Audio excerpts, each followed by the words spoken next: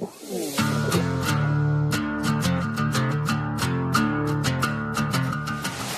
were times I was looking at myself in the mirror going, dude, why are you putting on khakis?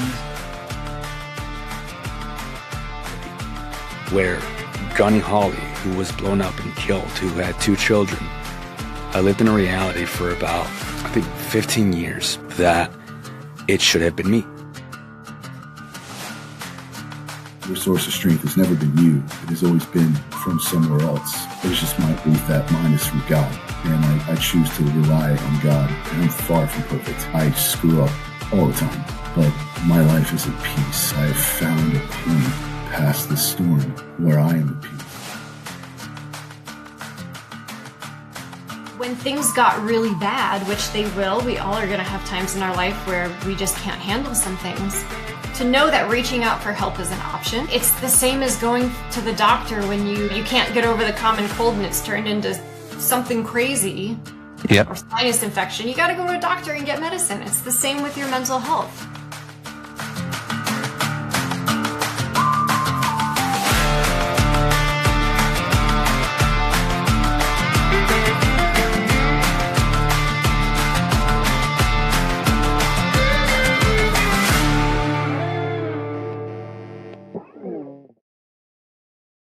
All right. Hey, everybody. Welcome back to the Bunkhouse. I have with me JJ Hardy. Did 18 years in the Army. Hey, JJ. Nice to have you on the show. Thanks for having me on here, John. I really appreciate it. Oh, absolutely. If you could, JJ, tell everybody about yourself, kind of give some background of what you did in the military and what made you join.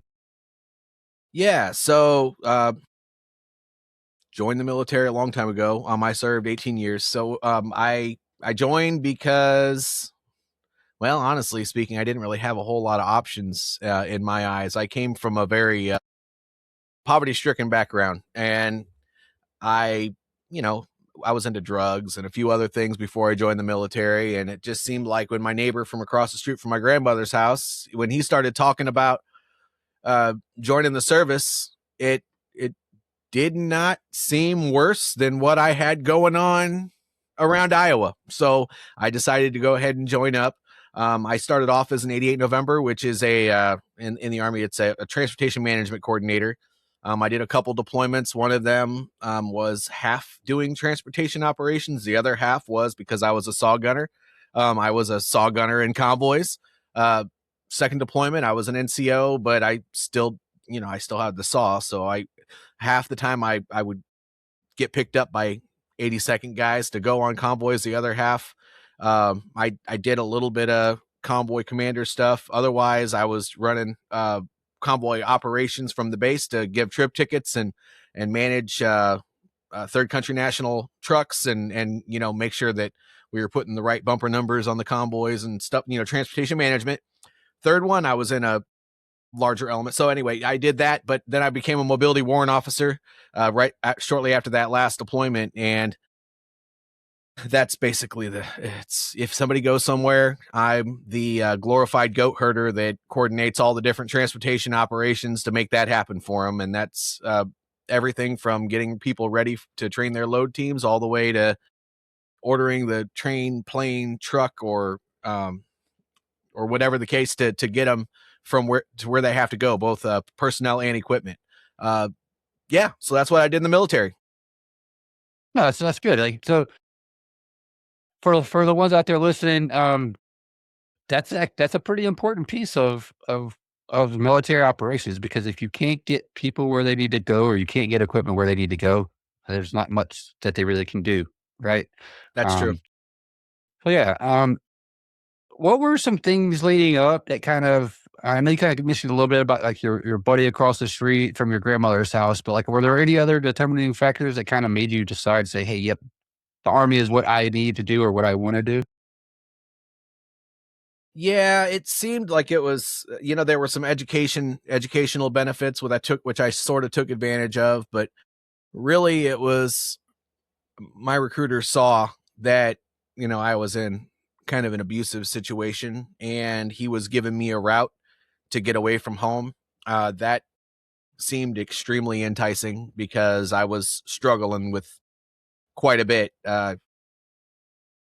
my parents were okay, but not having money does interesting things to a household dynamic. So, uh, you know, that just seemed like the best option at the time. And, he told me that, I could go to college and do all the things. And so I, first I told him no.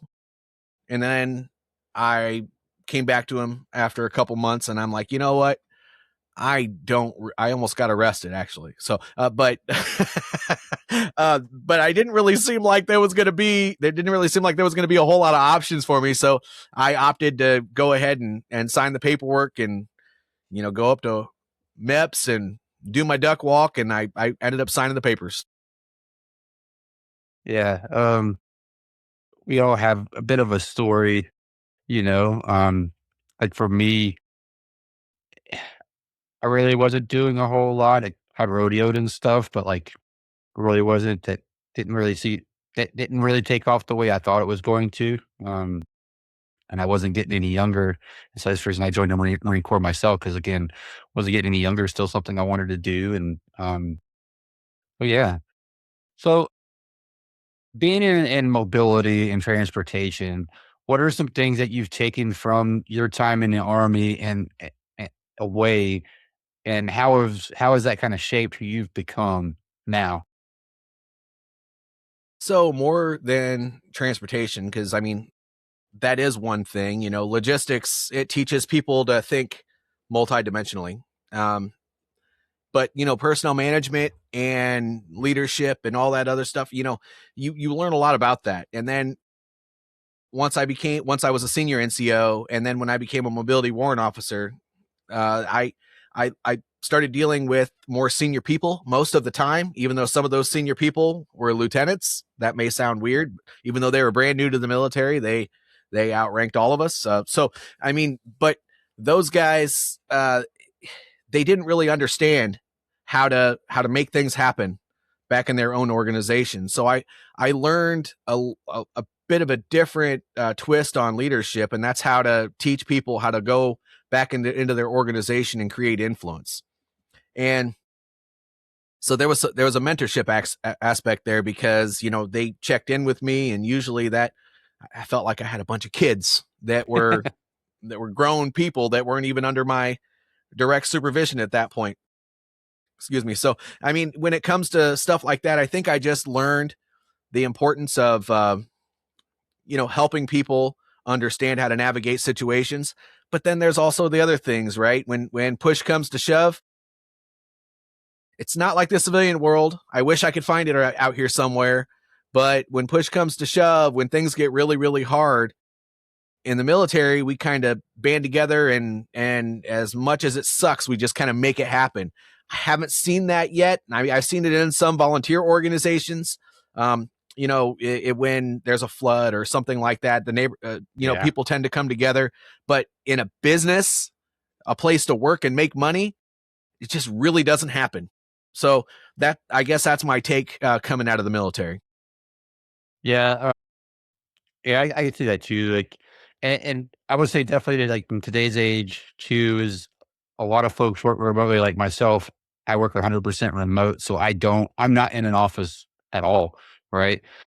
Mm, And so I don't get to have that common or this everyday camaraderie building with my team.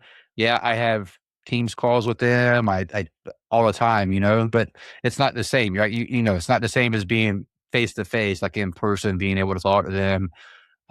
Just kind of being able to kind of take a break from the computer and just kind of shoot the breeze. You don't get to do that very often at all, if any, when you work in a remote position. So yeah, and I guess even when I do go into an office, um, when I because we do have an office, but when I go there, it's kinda the same thing. I go there because I only go there when I have to do a specific thing there, right? It's because I have project work that has to get done.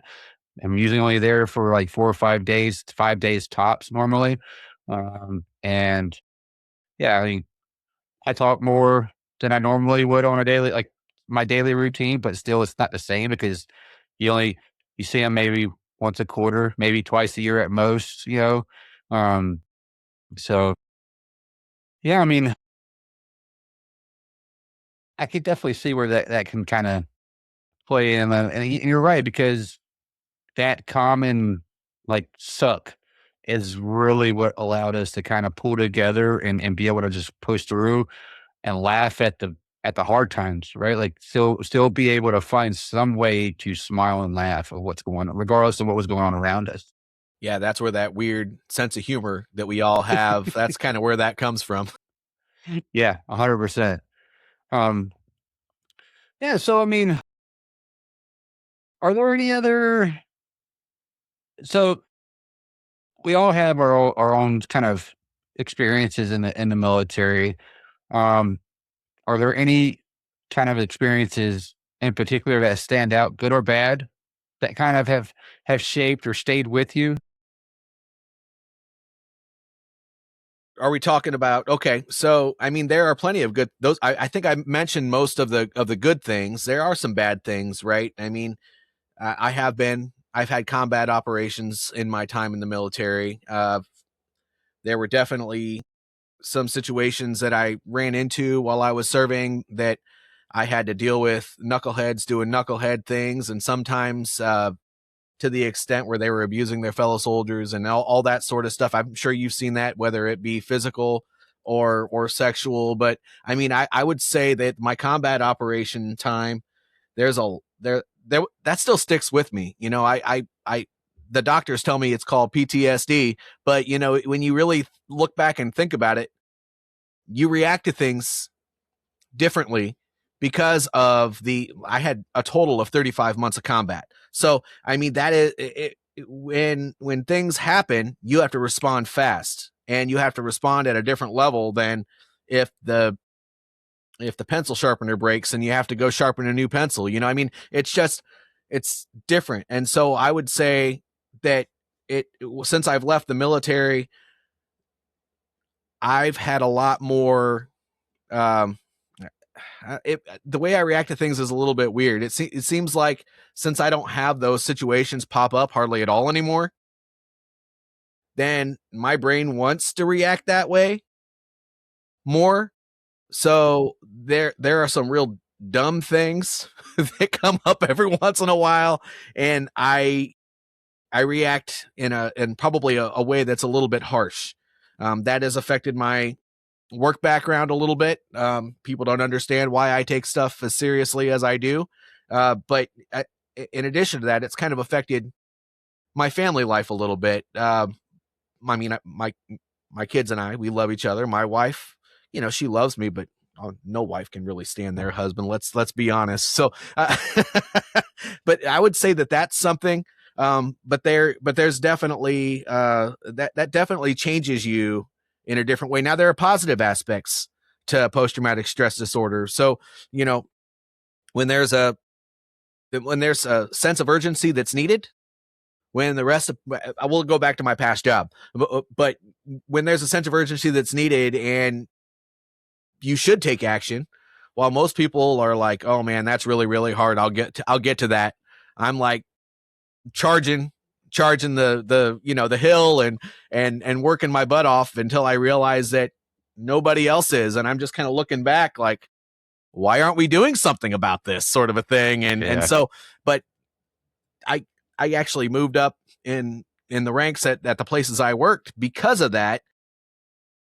But I also burned a lot of bridges with people that were working at my level because of that, because they feel like you're trying to make them look bad. That's not true. You know, it's just that when you're given a mission, you already know that mission is going to happen come hell or high water. You know, there is no, I'm not going to do it. You're given orders or to make sure that everything happens the way it's supposed to. And regardless of the level of seriousness of it, you handle that, you prioritize, but until something else comes up, you make sure that stuff gets done. That's just kind of the way we're hardwired. And it's so there's the military discipline that goes along with that. And then there's also the post-traumatic stress disorder of, oh my gosh, if I don't do this, is somebody going to get hurt? Is something bad going to happen? Blah, blah, blah, this, that, and the other thing. So, I mean, those are all kind of things that I think come up as a result of my service. Yeah, no, I definitely agree with you. Like looking back, like you were saying, things would happen and not, and a lot of times it would, especially in combat operations, like there's a lot of things that happen that are not good, right? That you don't wish that anybody would have to deal with or have to see or go through. But you're right though, because it's hardwired into us that we can't let our emotions or how we feel about when those things happen get in the way of the mission, and we don't have the proper time to process what is going on. And in the worst cases, we don't have the time to grieve either, right? Um, my second deployment, my first one to Afghanistan, um, we lost somebody within the first 30 days we were in country. Um,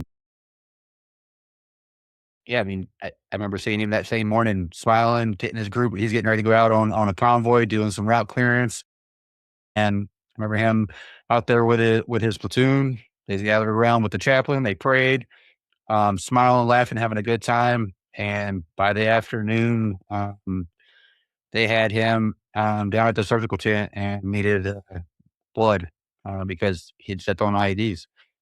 And then they lost him that night on the operating table. And then within, I think it was like 3 days or so, like we were putting him on the bird to send his body home, you know? And then, but also still got a mission to do. Like we still had, and then we had 6 more months to be in country. Like, so there's no time to stop. There's no time to process. There's no time to grieve. Like you still got to continue on and complete the mission. And then even when you get back home, you don't have really that much time. Like your time from the time that you leave that same AO to the time you get home, roughly 48 hours, maybe 72 at the most, right? Um, and then they send you out for a month of post deployment leave.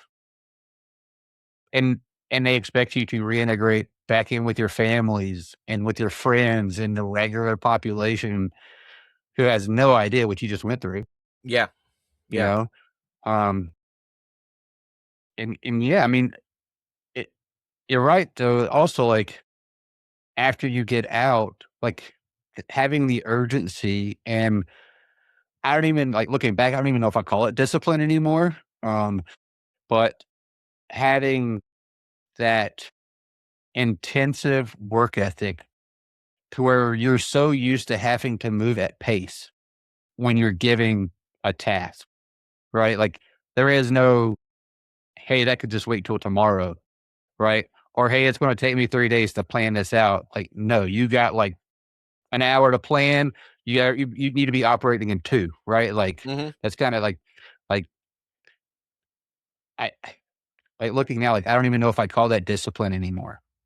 Um, because I think you touched on it a bit there, like especially outside the military, you burn out really quickly operating like that on everything you do. If you take that mindset and put it into everything that you do, work wise, personal life, projects, volunteer work, whatever, and you put that type of intensive effort in every single one of those at the same time, one of them is going to fall, if not all of them are going to fall, and you're going to completely burn yourself out mentally. I've had it happen to myself, you know. It's the reason I had to take about 3 years off from my podcast. I took about 3 years to get myself back, mentally and emotionally. Um, but yeah, I mean, so coming from that type of environment where task execution mattered more than anything, um, and now to where you kind of are today and transitioning. So, what was your transition like out of the army?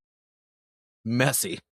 Very, very messy. I thought I had everything figured out. I had a plan to where we would, because when I first transitioned, we moved over to Virginia to help take care of my wife's father. And I thought that would give me mission. Well, I mean, I helped him feel a little bit better, and he had diabetes and dementia, so obviously you can't make the dementia better, but you can definitely improve his overall health by changing his diet, giving him some extra activity, and stuff like that, even when they're almost elderly. So, I mean, that was great.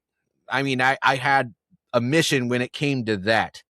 But then, I mean, what else was I doing? I mean, I filled my time with things like gardening, and I was exercising, and I was, I don't know, trying to find that next thing. And you know, I remember that I would have bouts of dizziness. I had dizzy problems anyway because I have traumatic brain injury. And once in a while it'll just come on, and it's hard to shut it off. I just have to sit down and I'll be fine. But when I first got out, the stress level and anxiety was so high that I actually would physically feel sick, and I would have to sit down, or else I would feel like I was going to fall over and pass out. I mean, I had thoughts of like, well, what am I being a burden to everybody?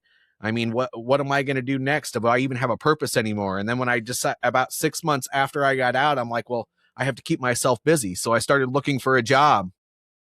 And then I started reading all these job descriptions, and I was thinking to myself, I've never done any of these things. This doesn't even make any sense. When realistically, any logistics job, because of what I did, would have been fine. I read the job descriptions for those things, and because it wasn't relating to the transportation field specifically, even if it was in a distribution type of a job, I was like, what makes me qualified to do that? And so I would second guess myself, but then I finally got the courage to do it. It took me about 2 or 3 months, and then to apply for those things. And then I got turned down. You know, you get that magic email that says that, you know, you weren't a fit for this. We hired somebody else. Or I'd get an interview and I would never hear back. It's like the conversation that I had would go into a void of some sort. And finally, gosh, about a year and a half, I started getting some job offers. I was still kind of picky because, you know, if I left where we were, then it would have been a big adjustment. So we had to pick and choose a couple things. And I finally accepted one at about almost 2 years after I was out.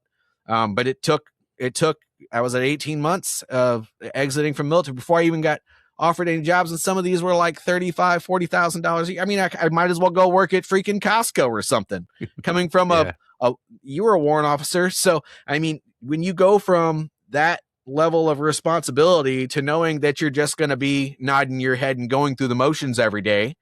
Yeah.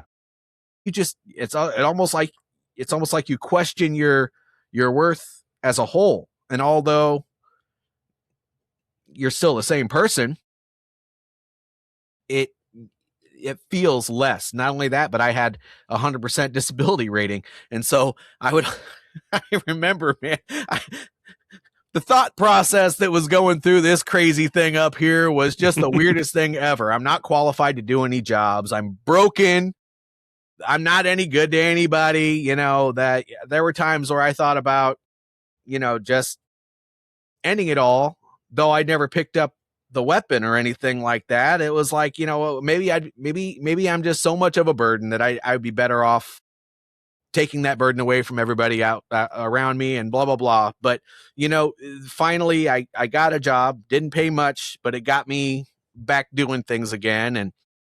And really what pushed me in the right direction to work twice as hard. And I'm sure, I think we talked about this before, but my brother, he was only 35 years old, never really even left the state of Iowa except for once or twice to come and see me. He passed. And, you know, the thought came into my head, because I'm a religious guy. I'm like, you know, if God brought him home, but he's keeping me here, well, then what am I questioning? Obviously, I'm still supposed to be here. And it pushed me to work twice as hard. And instead of questioning myself, you know, I would pray about it, which is what I did when I was on active duty. It's interesting how you question your entire life's purpose when you separate from a from some stupid uniform. I mean, my goodness, it's not, it's just, you make up a bunch of fake stuff that's not even real. And once I had a sense of purpose again, it's not like I really enjoyed the things that I was doing, but I definitely felt a lot better. Yeah. No, I think you're spot on with that one. You know, I think a lot of us, we come out of the military and we have a very high case of imposter syndrome, right? Because imposter syndrome is a real thing. Um, and I, I, I I haven't been able to determine like what I think causes it.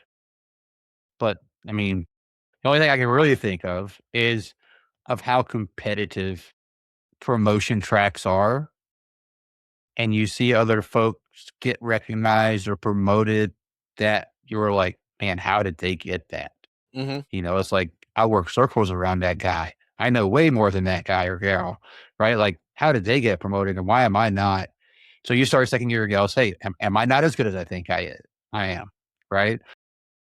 And then I think, like you said too, is when you start looking outside the military or looking for a job, what you're seeing in a lot of the job postings doesn't translate back to anything that you did in the military because what the military's professional like job details are don't sound anything like what it does in the civilian world, even if it's the exact same job. They don't use the same words, right? So you're like, okay, this is what I know I've done. This is what my MOS, like my job title and my responsibilities say based off of our MOS manual. Look at this job posting. Man, that doesn't look anything alike. Like I don't even know what this means. You know, like looking at the civilian when you're like, I don't even know what that means. Um, and I will say is that's one of the things that I've started to notice, talking with other veterans too, um, is when you're transitioning out of the military, some of the stuff that you have to do, the transition readiness seminar or TAPS, whatever you want to call it, they don't do a very good job of helping you translate that information. Mm-mm. Not, I mean, at least I didn't experience it that way, and a lot of veterans I talked to didn't experience that either. Like they didn't do a really good job. Um, and so actually recently, I would say a year ago now, I guess maybe 2 years now, I guess it's been, I started volunteering for the American Corporate Partnership, ACP. I volunteer with them, and that's one of the things that I focus on when I have a mentee is translating their military service into civilian corporate America, right? Like that's kind of like one of the focal points that I try to help with. Because that was the hardest thing was for me is because I wanted to write it just like I would like an evaluation, like a performance evaluation, or like because that made the most sense to me because like that's what we did in the military. Like you would write up, hey, these are the things that you did for your performance evaluations, and you'd get graded on those things. So yeah, I mean, I really wish the military would do a lot better job of setting us up for success once we get out. Because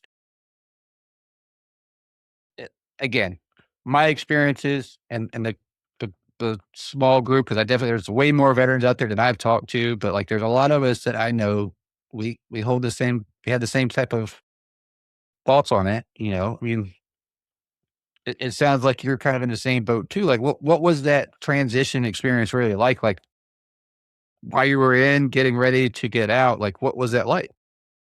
Well, I'm going to be honest with you.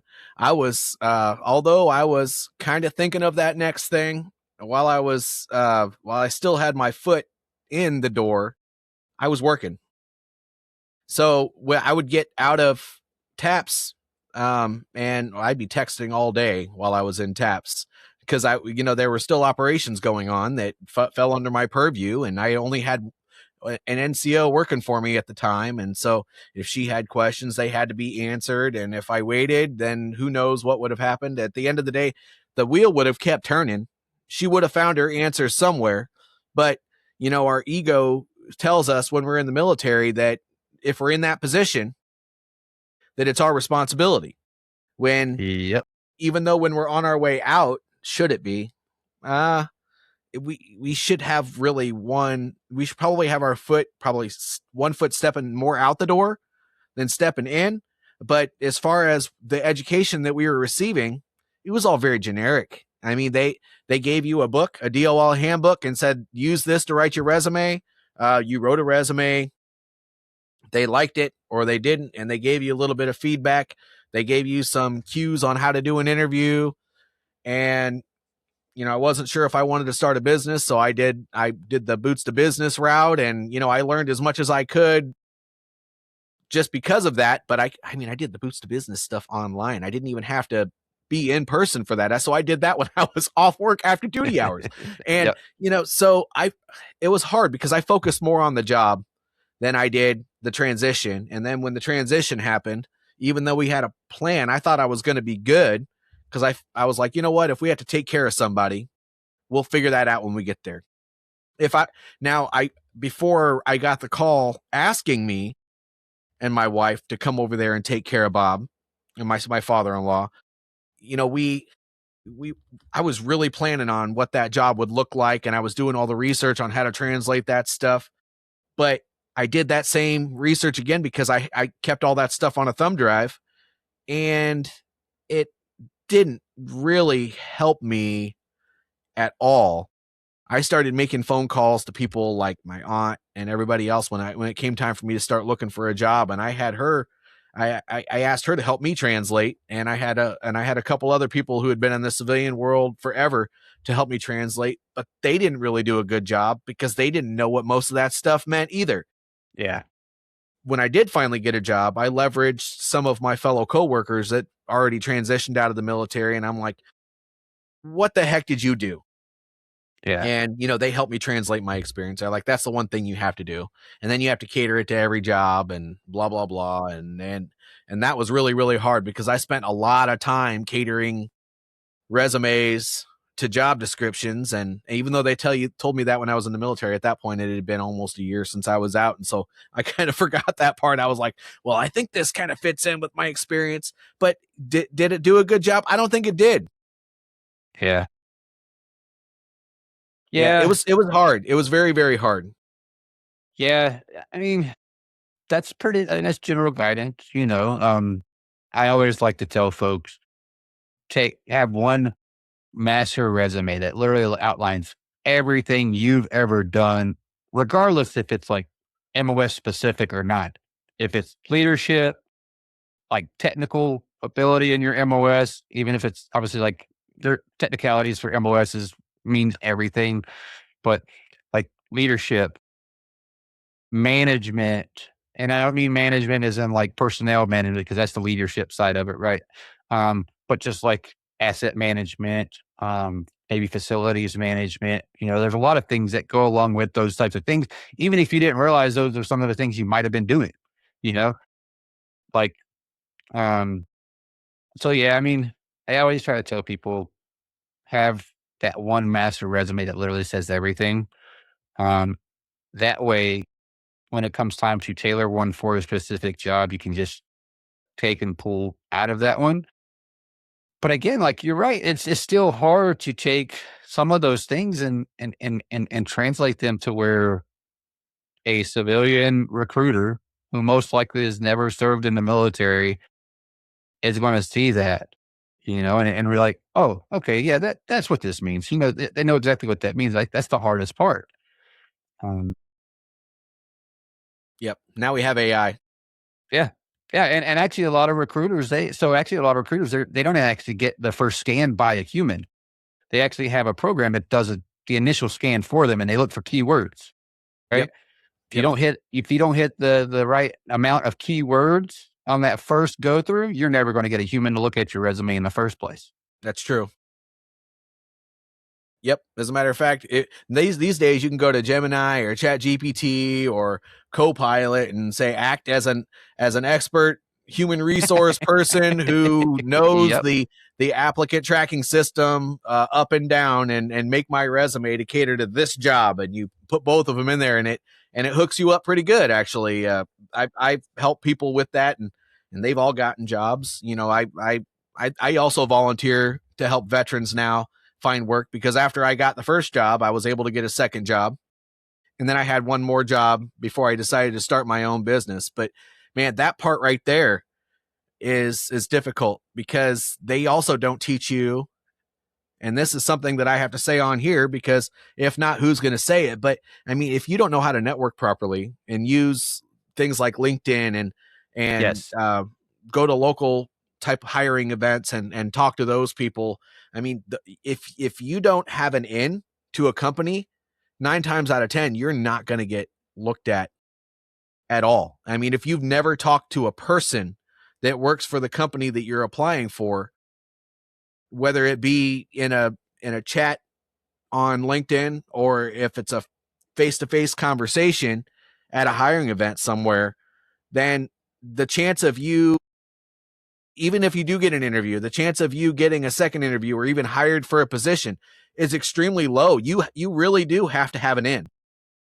Yeah, you're absolutely right. Like your professional network plays, I think, a fairly large role in your ability to find, especially a good job. You Mm-hmm. know, like, yeah, you can go down to Lowe's or Home Depot or something, put in an application, go to work, right? But if you want something that is going to feel meaningful, um, or something that you truly enjoy doing, without unless you go to work to create your own company and go to work for yourself. If you want to go work for somebody else, but still be able to do something you enjoy and something that matters, yeah, you're right. Like networking makes a world of difference. Yes, it does. I mean, that's how I got into the role. That's how I got hired to the company I work for now. Is because I had a really good friend of mine. We served in the Marine Corps together. He was kind of like the department lead, and he got approval to expand his team. And I was the first one he called to start building that team. You know, because again, it was the relationship. He knew my work ethic from us working together in the Marine Corps, and so like you're right. Like a lot of times it is who you know. A lot of times, For the and it's high okay to paying jobs.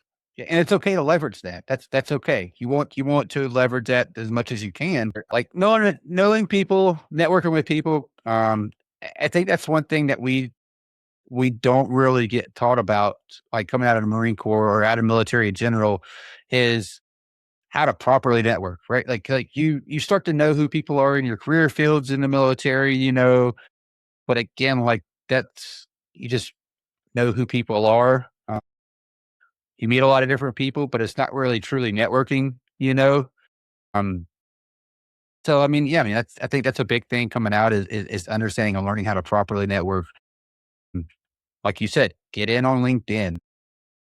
And what I will recommend too for anybody that doesn't have a LinkedIn presence, do not do not put all your military jargon on there. Yes, showcase that you have military experience and that you're a veteran, because that's I want to tell you right now, being a veteran puts you one up on a lot of folks out there already, just from being in the military, hands down.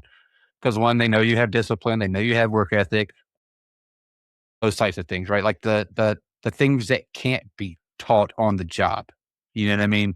In most cases. So, but again, that's your opportunity to get out, network, um, start putting kind of your professional experiences out there, um, and ask for feedback. Start reaching out or start connecting with folks. Start connecting with people that you know from your time in the military that's on LinkedIn. Start connecting with people that's in like your community as far as like a specialty or a career field kind of a community. It's that's I started doing that while I was still in, and man, anytime I went to a conference or uh, any kind of online like webinar or seminar or anything like that, I always picked out a couple of names, especially the ones that were the ones like either presenting or something like that. I'd pick their names out and I would start going looking at them on LinkedIn. By the way, if you have LinkedIn Premium, you could tell who looks at your profile. So even if you don't send them a connection request, they're still going to see that you looked into them, and that's going to make that they're most likely going to look at your profile as well. Oh, most Um, definitely. so that's the thing is learn how to network and don't be afraid to get out of your shell. and leverage that. Yeah. Well, and another part to that, you said something that also works, not just for going to networking events, but it also works for applying for jobs. A lot of times, if you go to LinkedIn, especially, and you are looking for jobs on there, the jobs that are posted on LinkedIn, they will have a point of contact listed. A lot of them, not all of them, but a lot of them, they have a point of contact listed. And even if they don't, I mean, you can look up HR or recruiting or whatever for that job on LinkedIn, and because you can filter it by job position and everything else, and you can look up for that specific company, and you can find people that are in that role. And if you reach out to that person and try to connect with them, and you send them that message when you're connecting with them, you can also say, hey, and if you're not the person, can you connect me with the right person? I just wanted to talk about what roles you have available. Don't specify one. They're going to look at you as clickbait. They're going to see you're just another person who wants something. But if you're just trying to connect with somebody to talk about positions with the company, and you say something nice about the company, they're going to be like, oh, well, this person's looked into our organization and they like it. Well, maybe we have something here for them, and they'll want to talk to you about it. And then when you get that conversation, that's when you're on a call one-on-one, like what we're doing right now. You can have that dialogue to say, I noticed you guys did have some positions in IT available. And that's kind of what my expertise is it, do you think there's something that would fit my expertise? And you tell them a little bit more about yourself, and maybe they do, maybe they don't, maybe they'll connect you with the right person. Yeah. And I think that's a great way to do it too. And let's say that they come back and say, hey, I'm sorry, but we don't have any openings right now in that career field, or in that department of the business. Don't take that as a shot across the bow to you. Just say, well, I appreciate it. Hey, if you would just keep my information, something comes up, please let me know. Right. I kind of leave it at that. I think that's a great way to kind of end that communication. And then again, that lets them know that you're really interested in that.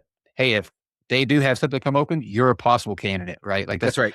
Without you having to even re-engage with them, they should be able to now know this is a possible candidate, Yep. And if you look up healthcare recruiters, IT recruiters, if it's not going to hurt you to connect with them, as many of them as you humanly possibly can, and send that, make sure you send that message in the connection when you're inviting them to connect, just to say, hey, I'm exiting the military and I'm considering roles, and you're a recruiter, and I really don't know what the landscape looks like. Would you mind connecting with me for a phone conversation, for just to kind of talk about what that landscape actually even means, now that I'm not wearing a uniform anymore? Because I've read some of the job descriptions that are out there, and I have absolutely no idea what any of that means. They'll help. They will. And here's the other thing too, is like if you reach out to a recruiter or somebody within a business like that, and they are not willing to help you, it's probably not a place you want to work in the first place. That's how I always treat it. Yep. So shifting gears back into post transition out of the military, and kind of where you sit at today.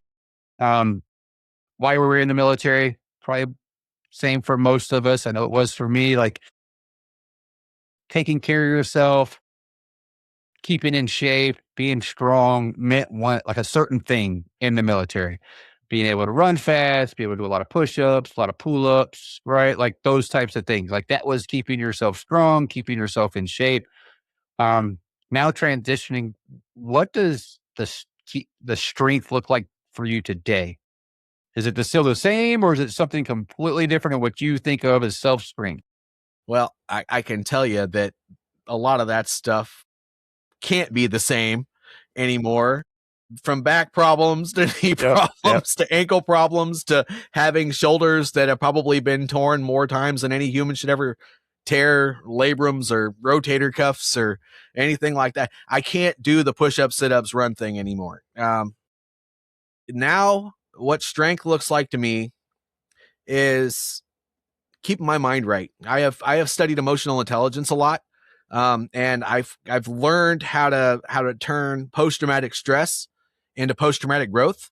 And I really study these things a lot. And as a matter of fact, I am currently exploring opportunities to go and get my doctorate in a leadership discipline. So, this, because now that I've been reading and studying all of these things to make myself better, now there are just so many things that I don't understand. And so now I want to know more. I mean, it's just the quest for knowledge, I think, is what gets me going these days. And as far as I'm actually doing it for a career too. So I help organizations, and I also help individuals with leadership.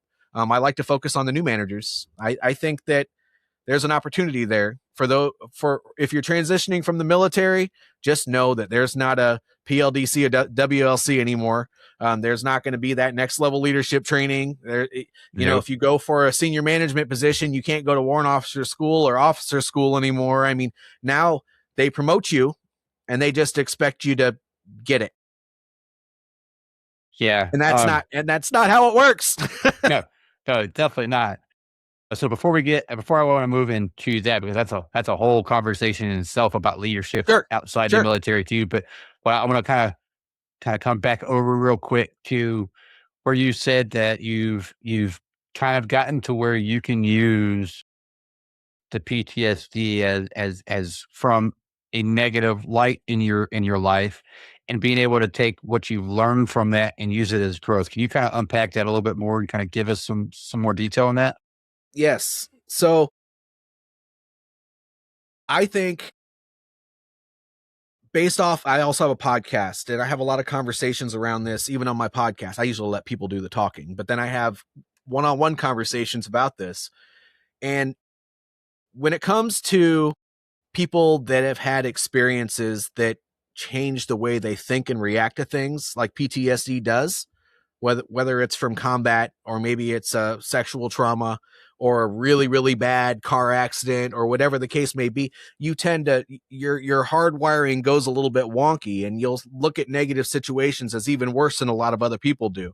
And so when you think about post-traumatic growth, what you're really doing is you're learning how to take those negative situations and figure out what you can learn from that. What's the positive side to this?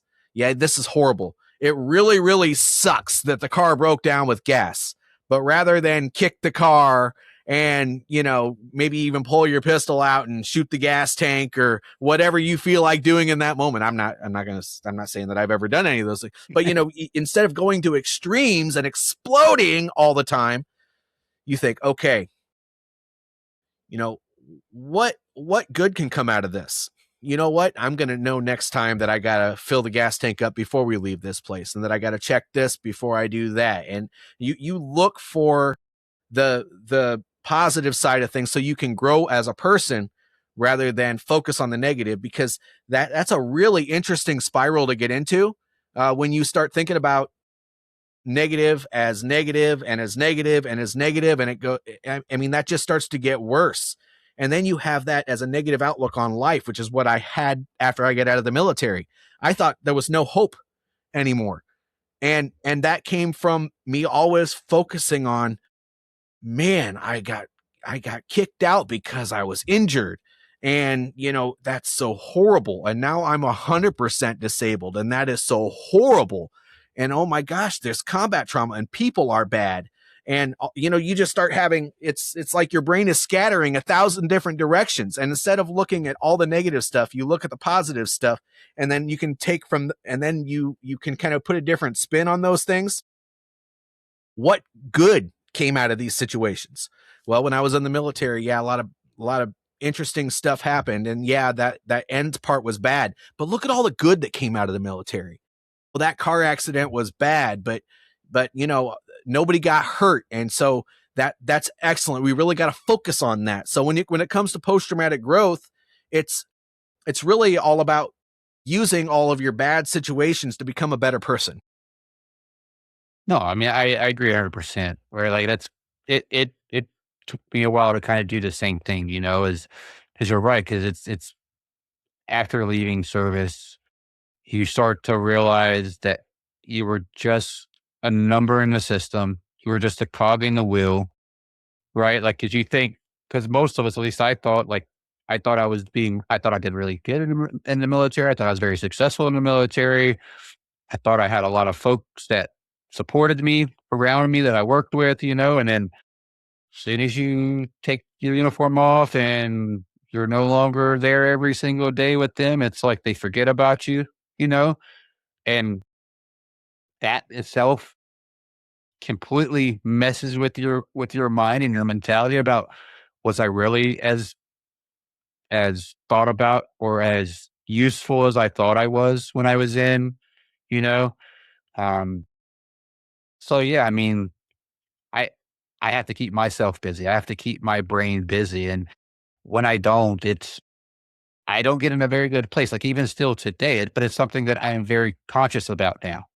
Right. And I think that's another thing too, is starting to, if you can start understanding your kind of emotional roller coaster and seeing what things affect you in certain ways, because if you start trying to do that, eventually you will be able to see, like, for me instance, like if I get to write stuff down, yes, please, exactly. Start writing it down, taking note, because once you start identifying or being able to identify either something somebody does or somebody says, or if you start noticing yourself isolate, write it down, and then determine why you started doing that, and then you can really start taking those negatives and turning them into positives by either one, staying away from those scenarios that got you into that negative spot, you know, or learning how to take that and make it a growth opportunity to not allow those types of same things affect you in the same light. Yep. Right. Yep. Um, again, what I always say to everybody is I'm not a medical professional. I'm not a mental health professional. I'm just a veteran that has been through some things and deals with stuff, right? Just like we all have and do. Um, Healing is a continuous journey. There is no one day you wake up and you're fixed and you're healed. There's no such thing as that. And I think that's where a lot of us have, it's like when you start going to the gym, you're looking for the results in like the first week of going to the gym, right? That's not going to Not gonna happen. happen, Not right? gonna It's happen. this continuous work. It's the longevity of the routine that gets you to your goals to where you want to be, right? And mental health growth is this exact same way, because I mean, you got to think, like, look at your mind and your brain and your emotion, your nervous system as a muscle, and it has to grow and it has to be retrained, right? Um, I think that's one of the probably the biggest things that I've kind of learned and started taking away from just my growth and my journey through some things. So And you said it right. It takes work. If you want, I mean, the best advice I got was actually while I was still serving, and I'm sure you always heard the same thing as well. Nobody cares about you more than you. So why are you going to accept your current situation? Well, when you get out of the military, you have to take that same approach. And if you want to feel better, you have to do something about it, whether it's therapy, whether you're going to a group where you guys all talk about your experiences and help each other. It's still therapy. It's just not with a licensed professional necessarily. Whatever the case may be, you have to work at it. And, nothing happens by accident. You have to be intentional. yeah, very much so. Um, if there was somebody, right, like if somebody's listening and they're kind of at that point to where they need some advice or a kind of a push in the right direction to get them on that upward path to growth, what would you tell them right now? Well, first of all, if they're really spiraling, to get a hold of me. I mean, I'd be happy to share my phone number if that's something that you allow on here. But what's really important is that you you journal, and you start when you start spiraling into negative thought, you write down one good thing that has happened that day. And if you can't think of anything that day, you write down what happened that week. If you can't think of that week, that month. And if you can't think of anything at all because that's just where you are, talk to somebody else and say, what do you think is going on? Is there anything good going on with me? And let them tell you, because guess what? Sometimes we are our own worst critics, and sometimes we can't see the light at the end of the tunnel until we get there. And sometimes somebody needs to show us that light so that we can see it. And so if you can't think of the good thing, have somebody else tell you the good thing. And then from that moment on, focus every day on what good is coming out of every event, whether it's a good event or a bad event. It doesn't matter. If it's good, it's good. Write it down. If it's bad, think of what can come out of it that's good and write it down. And once you start focusing on the good, it's just like when we were in the military. You train as you fight. So if you want the fight to be a good one, you gotta train in a good way. And so you're training your brain to think in a positive way. And without knowing an exact situation, I think that's probably the best advice that I have. No, I mean, I think you're right, and I will say that trying to find the good in everything, or what I always like to say is finding the light in the darkness, right? That's one of the things I've found beneficial for myself, you know? And that's kind of like why my podcast motto is be the light in someone's dark, because again, trying to find some light in darkness, it can 100% change your entire day from from it going worse to at least it getting maybe a little bit better, you know? But yeah, no, I definitely think writing stuff down too helps out a lot. So like if like you're in a bad spot or you're having a bad day, write down what you're feeling. Even if what you're writing down is negative, write it down, then go back and read it. And I guarantee you, if you could do that, you're going to find some way to find something good in it. Yeah, you got to Um, challenge it. exactly. Right. Like, and like you said too, like go back and read it. And if you can't find anything good in that moment of what you're doing or what you're feeling, then like you said, what have I done today? What's happened to me today? Can I call out something good? I can almost imagine you can because you woke up today, right? Mm-hmm. Just you may not. That's the little things that we take for granted that we don't think about like that. You know, that's a good thing that's happened today. Is we all woke up today. You know, Yep. As a matter of um, fact, it's interesting you say that. I have written on a chalkboard that right next to my coffee machine, because us warrant officers, we have to have our coffee, man. That's just kind of the you way it better goes. believe it. But it says, if God wakes me up to see another day, I promise to be a better person than I was yesterday. And I start off my day with a reminder, because even I spiral, even now. That's why I think that thinking about the positive things is so powerful, because it got me out of a very dark place. As a matter of fact, when I got done talking this last time and you started talking, I have found emotion. I didn't have it when I was in the military. I felt myself choking up a little bit because I started remembering some of those really, really hard times that I had to pull myself out of. So thank you for having this conversation with me. Maybe when I'm done, it won't be so easy. Yeah, I know, man. So now I want to go back to where we talked about the leadership aspect, the difference between the military and civilian. So what's your take on that? Kind of a quick hot take on leadership. Well, we all know that we were taught in the military that you have to learn how to lead yourself before you can lead others, and you have to learn how to follow orders before you can give orders. Well, when it comes to leadership, I really feel like there has to be more emphasis on that. Because when we take that leadership and now we have other people working under our charge, if you don't understand how to lead yourself, when you have those other people working with you, because you can say they work for you, but I'm going to say work with you, because no matter what level you're at, you're always part of the team, and you can't just go on autopilot. You have to understand how to help them address everything that they have going on, and sometimes those are even personal issues. As much as we don't like to talk about that in the civilian world, you do still every once in a while have to help one of your, I'll still call them Joes, even though I'm not in the military anymore, but one of your employees with something that's going on outside of work in order to be able to help them focus on work. And so you focus on yourself. If you can't take accountability for your actions, if you can't take ownership for everything under your sphere of influence, and you blame and you do all kinds of other crap, and then you're given a position where you're responsible for others, you're going to fall flat on your face, and you're going to lead them down a path that's probably not any good. So that's my take on leadership. Yeah, I definitely agree. Like, another thing is, if you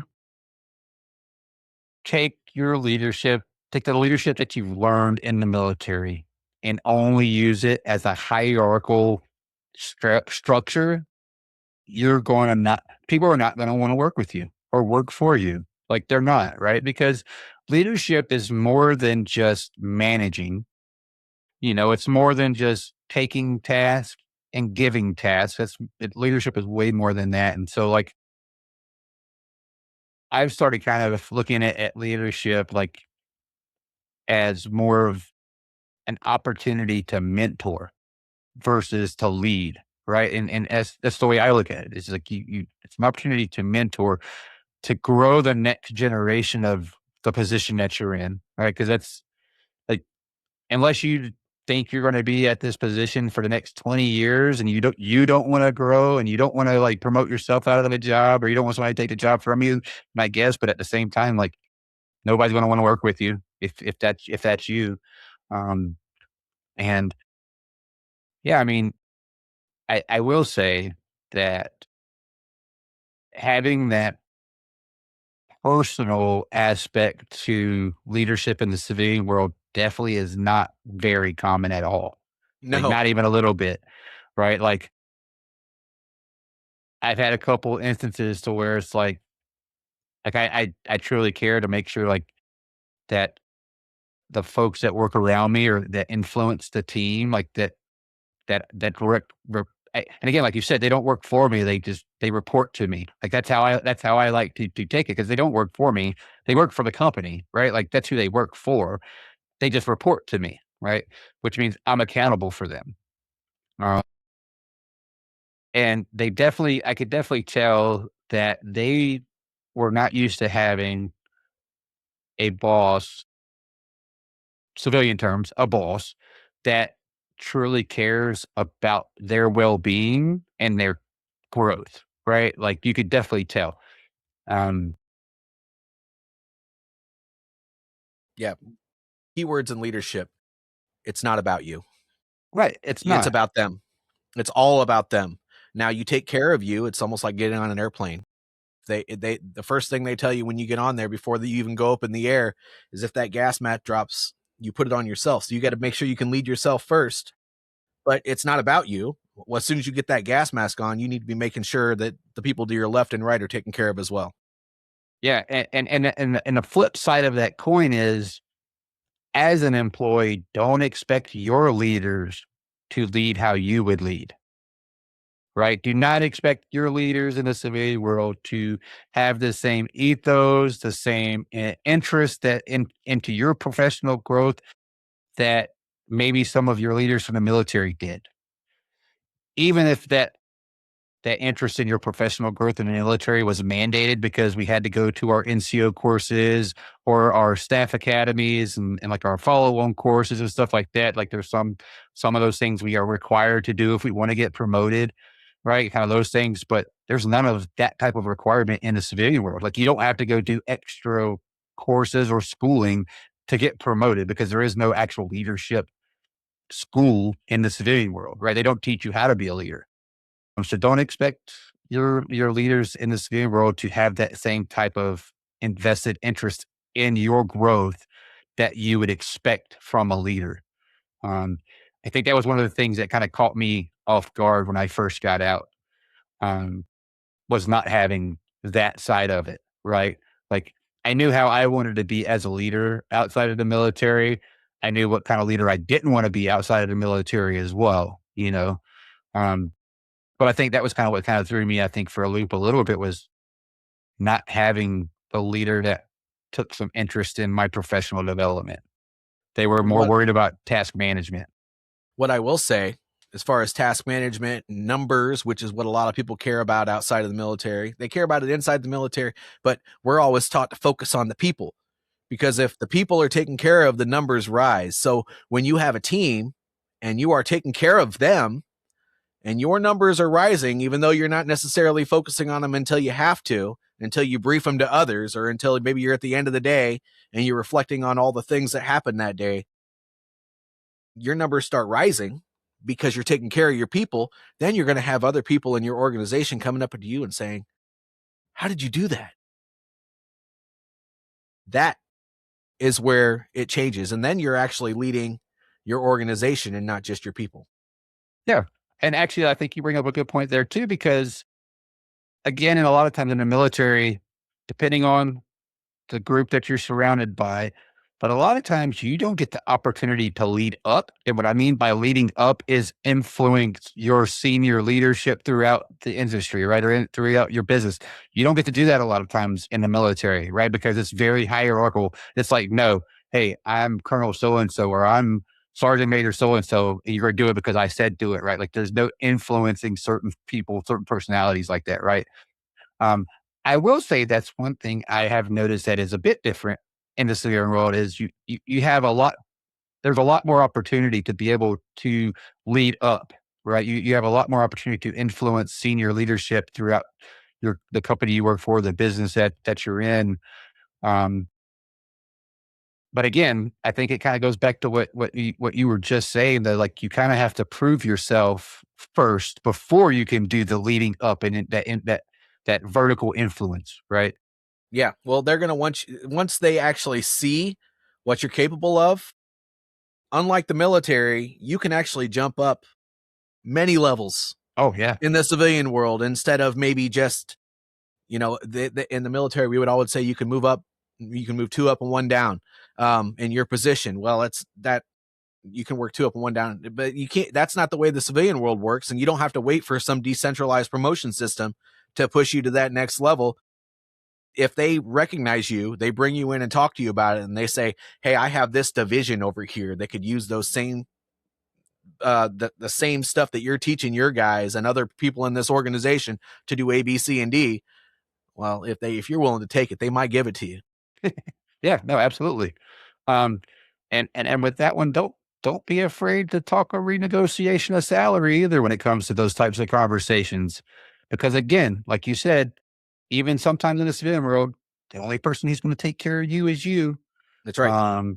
As the thing is, I'm gonna be like, well, you're going to give me all this other responsibility. I'm going to want some extra compensation for that added responsibility, right? Because in the military, we're used to just having added responsibility a lot of times, right? Like a lot of times our responsibility doesn't come with a promotion. It just comes with, hey, you're doing a good job. You work hard. Hey, here, go do all these things too, right? Because Yeah. we know it's going to get done, you know? Yeah. Then And they there put is it in no a memo. there is no renegotiating salaries. There's no asking for a promotion, right? Like you just kind of got to wait your turn, and Yeah. Then hopefully they it put it in a comes. memo, and then you have 15 memos that say you have these Yep. all these additional duties, and then Yep. you go Yeah. report to this person, this person, this person, this Yeah. person, and this person for every single task that you have to do. And Yeah. yes, And the thing is, like again, like that's a time to have the conversation and renegotiate those types of terms. Is like, hey, look, like you want me to go do these things. That's a double of what I was doing before. I want this amount. Like I want to see my salary jump up this much, right? that's Whether it right. be a percentage or a hard figure, whatever you want to, however you want to shape it, that's okay. Yep. Like Shouldn't be afraid of doing you that. should not be afraid to do that at all. Because my thing is too, if they value you that much, they'll definitely meet you at a common ground that makes you both happy. And if they don't, that's where you know that you probably should start looking for other places to work because they don't truly value the work that you put in. Right. That's the, that's just my mentality. Right. Yep. Um, Agreed. so I think this kind of segues really good into some of our next topics here is coming off of a leadership piece. So some of the stuff like, so everything you've learned in the military, going through transition, your journey through your wellness and growth and stuff like that. Um, what have you taken from that and to allow you to get where you are and how that led you into wanting to help others? Yeah, so I I can't shut it off. I mean, I when I was in the military, I learned a certain thing, and although I may have lost faith in myself for a while, I had to regain that faith in myself, and then I was able to do everything and more that I was doing in the military, and so in the outside world, just my first job. I mean, I had so many comments, because I actually got in trouble for it because that was a trucking company. Not going to name what it is. I mean, if you look me up, you can probably figure it out. But I mean, if when I was taking care of my people, oftentimes these guys were struggling. Trucking companies are ruthless, and a lot of times where the drivers struggle is with pay. And when you're a manager for these guys, it broke my heart. I actually had to physically leave that job because I couldn't take care of my own people. And so that's the one thing that from that first job that I took that I remember because of my military values is that you always take care of your people. I will always place the mission first, never accept defeat, never quit, never leave a fallen comrade. And, I felt like I was leaving my drivers behind every day because these guys sometimes couldn't even afford to eat. They were taking out pay advances and everything else all the time because they were allowed to. Yeah. But then when their paycheck would come, it would be depleted already. And so then they'd be taking pay advances out on the next paycheck because they were getting paid so low, which they provide the driver training and everything else for these people. So of course they can do that because now they have a contract restriction and stuff. I had to leave that job. It was terrible. I had 30 people under my charge and I couldn't take care of but maybe 40% of them. And so moving forward, the next job I worked was at one of these major department stores. I had a team of 15 people. The job was pretty good, but one of the military values I had was, when you join a team as their leader, that's your team and you get to influence that however you want to. Well, when I came into that job, apparently policy states that if some person makes a violation so many times, you absolutely have to fire them immediately. And I wasn't briefed on who had what and, the paperwork and all that stuff in the back. And there was one guy who made an infraction and I brought him in the office. I counseled him on that infraction. And I said, we're going to work on this together. And when I kicked him out of the office, the senior manager at the store came up to me and they said, well, how did he take being fired? I said, I'm not firing that guy. Why would I fire him? Well, he's committed so many infractions. I'm like, okay, show me. And the one thing that he did there, he did like multiple times. And I just looked at her and I'm like, I don't know what policy says about what I'm about to tell you, but he may have committed all those things, but it wasn't while he was working for me. So if you're not going to give me an opportunity to mentor this guy, then I don't even know if I want to be here anymore because I can't lead my own team. So if that's what, but they almost let me walk out the door. But then my senior boss had to call me and say, JJ, don't leave. I'll take care of this. But, those types of things, it's a big deal. And then at my last job, I was working as a safety manager for an organization, and I created a leadership development program that ended up spreading throughout the entire company, even though I started it in my region.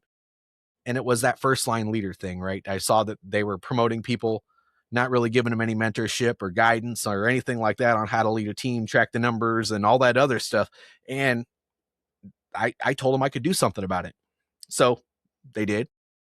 They let me, and I helped them out, improve their organizational numbers over the course of a year and a half by 60% for retention for new managers. And then they're like, well, you don't have a master's degree, so we're going to hire somebody that does. And they gave my program to somebody else. And so I left, started my own business. My boss was a veteran. So he told me, JJ, why don't you just go do this for a bunch of organizations and start a business? And I said, well, I hadn't really considered that. And, all that to say, the things that we do as service members to go above and beyond because we just feel like we have the duty to do so, leadership specifically, right? That's just, we want to make everything better. Don't expect your journey to always be wonderful while you're trying to do that when you go out into the civilian world.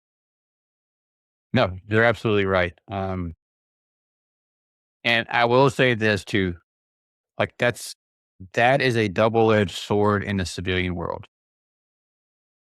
because you, you will start doing a really good job, and you may find yourself getting to a point of burnout, because I've seen that happen too. Again, that's because the leadership that you work for doesn't understand what true leadership means. They just manage a department. They don't actually lead the department. Yeah, Right. policy. Right. And they don't notice that there's something going on with you like you would expect them to, right? Or if they do, they're not going to say anything because they don't want to, cross that line or whatever, or they think they're crossing a line, or something like that because they brought something up. But yeah, no, I think leadership is probably one of the biggest differences that I've noticed since getting out of the military is, um, I would say, the lack of positive leadership is the biggest difference between military, um, and the civilian world. And honestly, I think that's one of the big things that makes veterans so appealing to the civilian workforce, is that leadership aspect Yeah, of it, it right? is. If they understand military leadership, as a matter of fact, there are great organizations out there, like GE is one of them, and they understand why the leadership is taught the way it is and what leadership is taught in the military, and they value that. A lot of people just don't know. They just know that military people come out disciplined, and they do a good job at taking care of teams and stuff like that. They don't really know why, but if you understand why the leadership is the way it is, it's because of history, right? The military adapts their the leadership style and the values based on what has worked and what has not. And so if you really think about how military leadership works for the military, which is, by the way, probably the largest corporation in the entire world, because it's still a business, believe it or not. I mean, if we have to, I come from transportation. So if I want to fly something by air and use the Air Force, we still have to pay the Air Force to move that stuff. So, I mean, it's a business. It can be transferred to any business. There might not be the same hierarchical type stuff. We don't, in the civilian world, you don't wear rank on your chest or your collar or whatever the case may be, but you still have positional authority, and it can still be used the same way. Maybe things don't go up and down the chain the same as it does on the military, but the style of the way we treat our people is probably one of the most beneficial things that an organization could adapt. Yeah, you're absolutely right, because I will say that's one thing that I've noticed is it's building a culture of teamwork is one of the biggest successes you can have in the civilian, like, corporate America, Put right? them through the confidence course. But no, like, it's like, because that's how we become successful. That's how we become close knit in the military. Is we come together and we create a well functioning team to a shared goal and shared mission. Right? If you can do that outside, like, you could be unstoppable in the civilian world. Honestly, um, man, any kind of closing thoughts or anything you want to discuss? No. Well, I would like to say that if there is somebody out there that is truly struggling, I encourage you to reach out to me, reach out to John, reach out to somebody that you trust.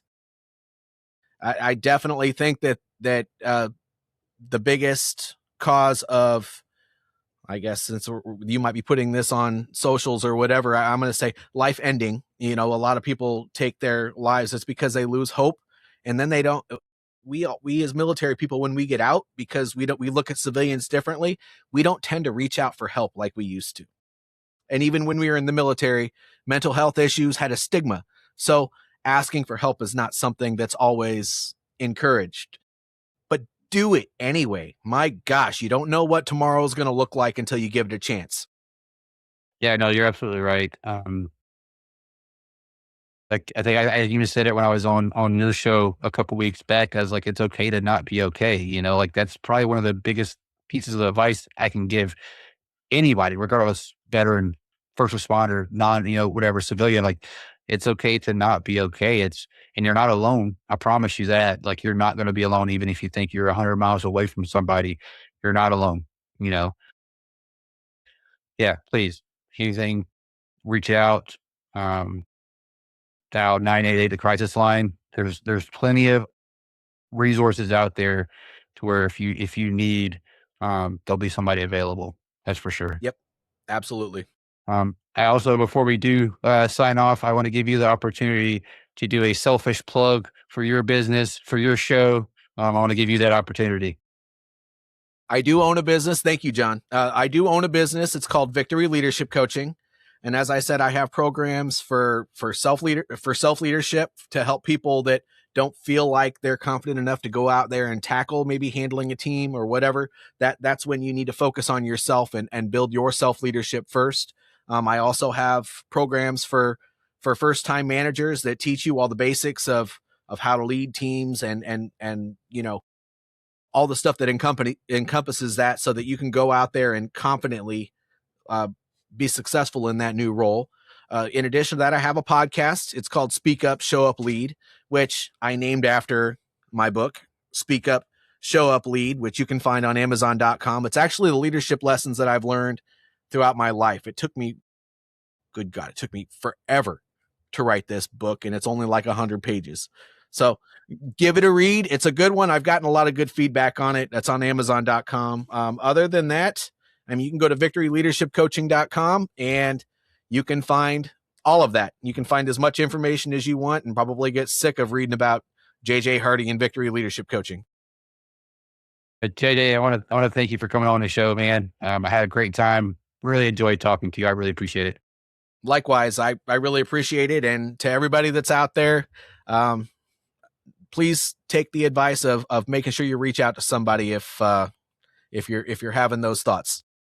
Yeah, and then for everybody out there, I'll make sure in the show notes to have all the links to JJ's socials, to his company website, his podcast, and a link to his book as well. So I'll make sure all that's in the show notes if you're interested in looking into those as well. So again, till the next time, be the light in somebody's dark.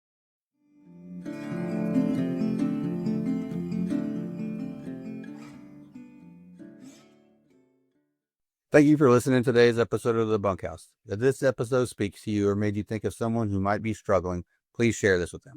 And remember, you don't have to carry this alone. There are people who care, and there's always a next step. If you'd like to stay connected, press follow and leave a review so more veterans and their families can find these stories. You can also connect with me and find other resources by following the links in the show notes. And as always, be the light in someone's dark.